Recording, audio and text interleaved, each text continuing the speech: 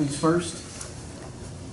JT just got done talking with Coach Tadlock and asked him specifically about how you were getting them out. And he says that your slider spin is a little different than what they normally see. How would you kind of characterize that? Honestly, I really have no idea. I just throw it. I don't know. Whatever it does, I mean, it's just getting out. It's going to keep throwing it. So. What was working against them in the lineup for you? Just mixing it up. I mean, they got really good offense, so we knew we were going to have to mix it up and make some pitches and just attacking them and letting our defense work behind me.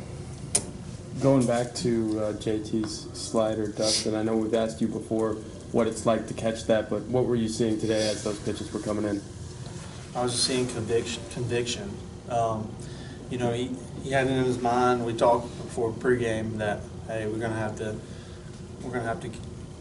throw the fastball away, get it at the knees, and throw it with conviction. So when you're playing guys on a night like this, you know, where it's kind of miserable out and ball's wet, and your fingers are cold, and people are making errors. I mean, how much more of a challenge is that to grind out a win like this? And to me, I mean, everybody's playing in it, so I mean, it's a challenge, it's a grind, but you just got to go out there, it's a mindset, and you got to know that the weather's going to affect it a little bit. And you got to know mistakes like that are going to happen, but you got to just fight through it and get the win, and that's what we were able to do tonight. JT, in all three of your starts, it's sort of been like a steady progression. Youngstown State and then Southern Miss obviously is a little bit of a better ball club, and then you come out on the road and face a top 10, maybe even a top 5 team. What's it been like for you to go through those 3 starts in your first 3 weeks as a collegiate player? I mean, it's been great. I mean, that's the games you want to pitch in. I mean, you want the big game. I want the ball in my hands when I can give my team the best chance to win. And like you said, you just kind of pitch to your game plan. And I mean, it's different. Obviously, you got Texas Tech's one of the best offenses in the country, so you got to go in, kind of prepare it a little more. And but yeah, you just execute. It's all about executing pitches, and you're letting your defense work, and it's a great team win. Dustin, outside of Coach Foxall, you might be the best expert on the Mississippi State pitching staff. How good is this staff? I tell you what, my freshman year I got here now we had 7 arms. My sophomore year last year we had 9 arms, and this year we got 15, 16. We're just so deep through, I mean, just everybody we can throw out there. I mean, I know they're going to go out there and dominate. I know that it doesn't matter who we throw, who starts, who comes in and closes. I feel comfortable with whoever goes out there.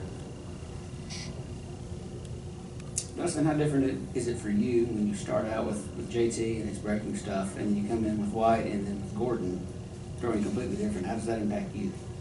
I've been with them for I guess 2 or 3 years now. So just knowing, working hard in the bullpen, just knowing what pitches goes where, and just knowing what they like to do with their stuff. So it's really just a learning curve going from him and then going to our relievers. It's just learning curve.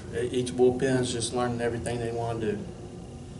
Coach, how much fun is it for you to have all these toys on the mound? You know what's hard is you get after Kobe White throws that 1 inning, it's a big decision. Hey, do you go to the closer, you let him run back out there? It gives you some tough decisions. And then we had it the day before. I lean on Coach Foxall, though. He knows those guys better than anybody. But it's nice. And you don't have to stretch a guy too far, especially early in the year. Even with JT there, he could have probably gone back out. I think he was asking to go back out. But being a cold night, where he was, some long innings, we just felt like it was best. And, man, the other guys just came in and did their job.